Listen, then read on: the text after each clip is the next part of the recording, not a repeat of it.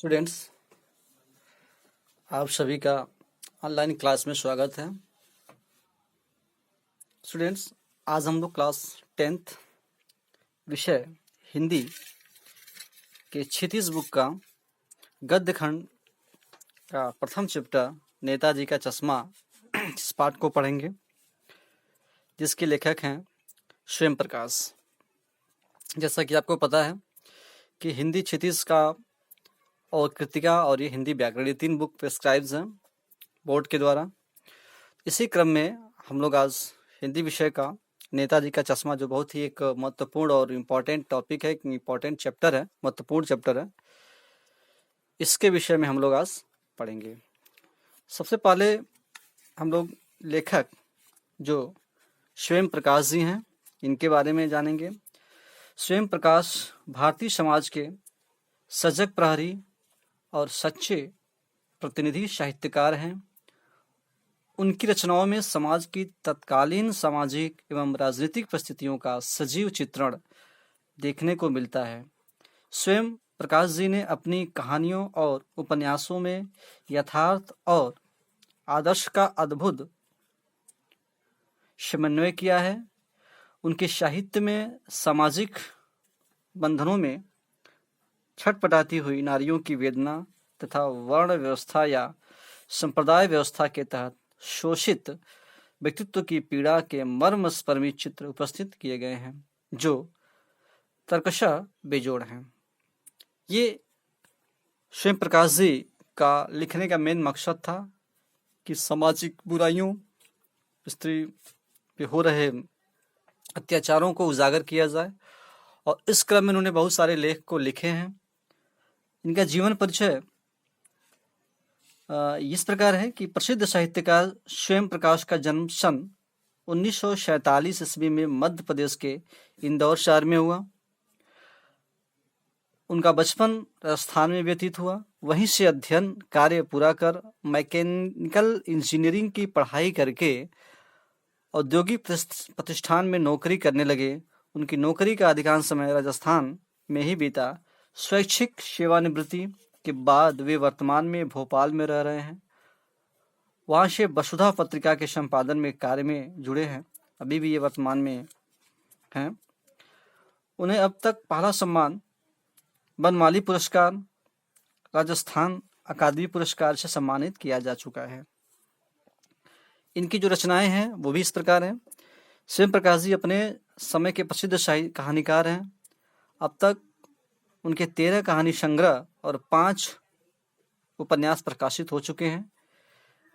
उनकी प्रमुख रचनाएं इस प्रकार हैं। कहानी संग्रह में देखा जाए तो इनका सूरज कब निकलेगा, अच्छे दिन भी, आदमी जात का आदमी और संधान, ये ऐसे कुछ कहानियां हैं जो काफ़ी उल्लेखनीय हैं साहित्य समाज में। और इनकी जो प्रमुख उपन्यास है उनमें बीच में विनय और ईंधन, ये 2 महत्वपूर्ण उपन्यास जो काफ़ी प्रसिद्ध हैं, ये इनकी भाषाएं और इनके कृतित्व में शामिल हैं। अब हम लोग कहानी पे आते हैं, क्योंकि कहानी बहुत महत्वपूर्ण है, तो देशभक्ति से उत्प्रोत है। कहानी में ये बताया गया है कि व्यक्ति कोई ज़रूरी नहीं है, अगर जो फौज में है या जो सीमा पे तैनात है वही देशभक्ति हो सकता है। देशभक्ति अगर कोई व्यक्ति, कोई कर्मचारी, कोई व्यक्ति अगर पूरी मनोयोग से, पूरी ईमानदारी से अपने कर्तव्यों का निर्वहन करता है और देश के विकास में सहयोग करता है, तो सभी देशभक्ति के श्रेणी में आते हैं। तो शुरुआत करते हैं पाठ की बुक। ये बुक है हिंदी क्षितिज का, और इसमें हम लोग आते हैं इसमें नेताजी का चश्मा, ये पाठ है। और इस पाठ में सबसे पहले ये कहानी जो है, जैसा कि आपको बताया कि ये कहानी जो है एक देशभक्ति से उत्प्रोत है। ऐसे व्यक्ति की कहानी है जो देश की लड़ाई में सक्षम ना होते हुए भी कैसे देश की सेवा करने के लिए आतुर है, और कौन व्यक्ति, कैसा व्यक्ति किस रूप में देश की सेवा कर सकता है।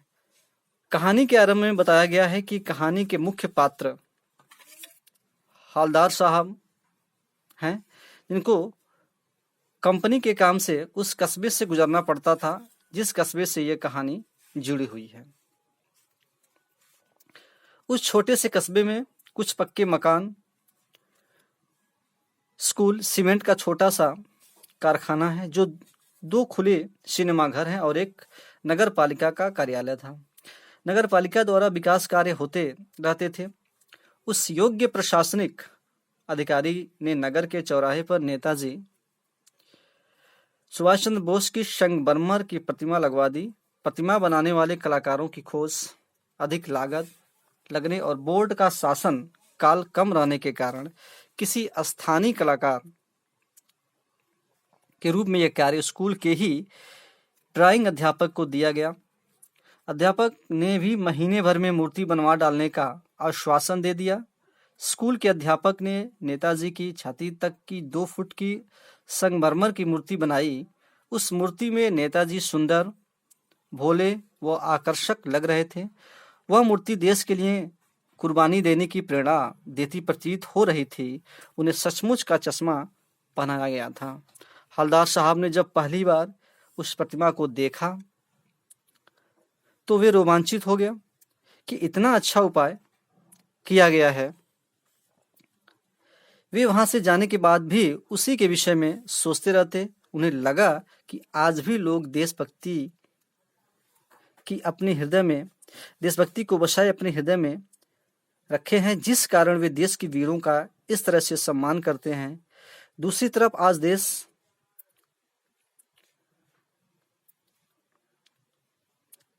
के विषय में बात करने वालों का सर्वत्र उपहास ही उड़ाया जाता है। दूसरी बार हवलदार साहब वहां गए तो उन्हें चश्मा बदला हुआ मिला। यह देखकर उनके रोमांच का ठिकाना ही न रहा कि मूर्ति कपड़े तो बदल नहीं सकती, किंतु चश्मा तो बदला जा सकता है। हवलदार साहब जब भी कस्बे में आते, नेताजी की मूर्ति को अवश्य देखते।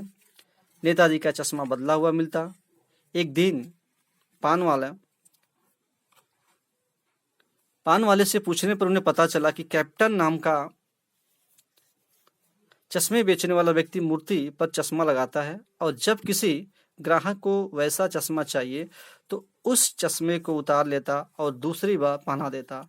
असली चश्मे के विषय में पूछने पर पता चलता है कि ड्राइंग मास्टर चश्मा बनाना भूल गया था। फिर हवलदार साहब ने मास्टर की मानसिक स्थिति के विषय में कई तरह से सोचा। हवलदार साहब पान वाले से यह पूछते हैं कि क्या चश्मा वाला कैप्टन नेताजी का कोई साथी है या आजाद हिंद फौज का कोई भूतपूर्व सैनिक है। पान वाला उपहास के भाव में बताता है कि वह लंगड़ा और पागल है, वह कैसे फौज में जा सकता है। उसे सामने से चश्मा वाला भी आता दिखाई देता है, जिसे पान वाला हवलदार साहब को भी दिखाता है। हवलदार साहब को देशभक्तों का ऐसा मजाक अच्छा नहीं लगा। उन्होंने देश के इस कमजोर लंगड़ा आदमी, गांधी टोपी और काला चश्मा लगाए, उस छोटी सी लोहे की पेटी और एक बांस पर चश्मा लटकाए आ रहा था, वह फेरी लगाकर चश्मे बेचता था। हवलदार साहब उसे कैप्टन साहब बताने की वृत्ति में नहीं हैं और न ही वहां ज्यादा रुकने का उनके पास समय था। लगभग 2 वर्ष तक हवलदार साहब उस कस्बे से गुजरते रहे और चश्मे का बदलना देखते रहे, लेकिन चश्मा रहता अवश्य था। एक दिन नेताजी की मूर्ति पर कैसा भी चश्मा नहीं था और सभी दुकानें भी बंद थी। अगली बार जब हवलदार साहब आए तो पान वाले से चश्मा न होने के कारण पूछने पर पता चला कि कैप्टन मर गया था। वे चुपचाप वहां से वापस आ गए। वे इस बात को सोचकर दुखी हो गए कि अपना सब कुछ बलिदान करने वालों पर लोग हंसते हैं और अपने क्षुद्र स्वार्थ निकालने के लिए बिकने तक को तैयार रहते हैं। कुछ दिन बाद हवलदार साहब जब फिर उधर से गुजरे तो निश्चय कर रखा था कि वे न तो वहां रुकेंगे, न पान खाएंगे और न ही मूर्ति की तरफ देखेंगे। लेकिन जैसे ही मूर्ति के पास पहुंचे, वे जीप को रुकवाने के लिए चिल्लाए और चलती जीप से कूदकर मूर्ति के सामने सीधे खड़े हो गए। मूर्ति पर किसी छोटे बच्चे ने शरकंडे का चश्मा लगाकर छोटे बच्चे ने सरकंडे का चश्मा लगा रखा था। बच्चों की देश पर कुर्बान वीरों और देश के प्रति भक्ति की इस भावना पर हवलदार साहब बहुत भावुक हो गए। ये इस पूरे पार्ट का ये पूरा सारांश है ये। और इसके साथ ये इसमें से बहुत सारे इंपॉर्टेंट क्वेश्चंस भी आपको मिलेंगे, एनसीईआरटी टाइप क्वेश्चन भी मिलेंगे। जैसा कि पहला क्वेश्चन ये है कि सेनानी न होते हुए भी चश्मे वाले को लोग कैप्टन क्यों कहते थे। तो इसमें ये आंसर होगा कि सेनानी न होते हुए भी चश्मे वाले को लोग उसकी देशभक्ति और नेताजी सुभाष चंद्र बोस के प्रति विशेष सम्मान की भावना को देखकर लोग कैप्टन कहते थे, क्योंकि बहुत भक्ति थी उनके प्रति। और उस भक्ति को देख करके, श्रद्धा को देख करके लोग उनको और नेताजी के साथ ही सम्मान देना पसंद किए और उनको लोग कैप्टन कहते थे। और यहाँ पे कहा गया कि पान वाले का रेखाचित्र प्रस्तुत कीजिए। तो पान वाला एक काला, इसका उत्तर ये होगा, पान वाला एक काला, मोटा और खुश मिजाज व्यक्ति था। जब वो हंसता था तो उसका भारी भरकम पेट हिलने लगता था। अधिक पान खाने के कारण उसके दांत लाल और काले हो गए थे। वह मजाकिया किंतु भावुक प्रकृति का था। और भी बहुत सारे क्वेश्चंस हैं, जैसा कि हवलदार साहब ने ड्राइवर को अपने पहले चौराहे पर गाड़ी रुकवाने के लिए मना किया था, लेकिन बाद में तुरंत रोकने को कहा। इसके पीछे क्या कारण था? पहला ये प्रश्न इससे बनता है कि हवलदार साहब पहले मायूस क्यों हो गए थे, ये पहला क्वेश्चन है। दूसरा है, मूर्ति पर सरकंडे का चश्मा क्या उम्मीद जगाता है। और तीसरा है, हवलदार साहब इतनी सी बात पर भावुक क्यों उठे। तो जो पहला क्वेश्चन है, हवलदार साहब पहले मायूस क्यों हो गए थे, तो इसका आंसर ये था, नेताजी सुभाष चंद्र बोस की मूर्ति पर चश्मा न देखकर हवलदार साहब मायूस हो गए थे, क्योंकि जो चश्मा लगाता था वो उसकी मृत्यु हो गई थी, तो अब कोई चश्मा लगाने वाला नहीं था। तो ये देखकर मायूस थे कि कोई भी देशभक्ति ऐसा नहीं है जो नेताजी के चश्मा लगाए, इसलिए वो मायूस था। दूसरा प्रश्न का उत्तर यह होगा कि मूर्ति पर सरकंडे का चश्मा यह उम्मीद जगाता है कि जब भी देशवासियों में महान और वीर व्यक्तियों के प्रति श्रद्धा और देश के प्रति प्यार का भाव विद्यमान है, अभी भी जो है, जब बच्चों के द्वारा सरकंडे लगाए गए थे चश्मे के रूप में, तो ये दिखाता है कि अभी भी बच्चों में, जो आने वाली पीढ़ी है, उन बच्चों के में अभी भी देशभक्ति और देश के प्रति श्रद्धा अभी भी मौजूद है। और तीसरे प्रश्न का आंसर उत्तर यह होगा कि नेताजी की मूर्ति पर सरकंडे का चश्मा देखकर हवलदार साहब यह सोचकर भावुक हो उठे कि इस देश के बड़े ही नहीं, बच्चे भी देशभक्ति और वीरों के प्रति सम्मान की भावना रखते हैं। तो ये कुछ महत्वपूर्ण प्रश्न था इस पाठ से। इस प्रकार ये पूरे पाठ का सारांश और कुछ प्रश्नोत्तर जो खास करके एनसीईआरटी के क्वेश्चन थे, इस पे हम लोगों ने चर्चा किया और ये पूरा पाठ आज का कंप्लीट हो गया।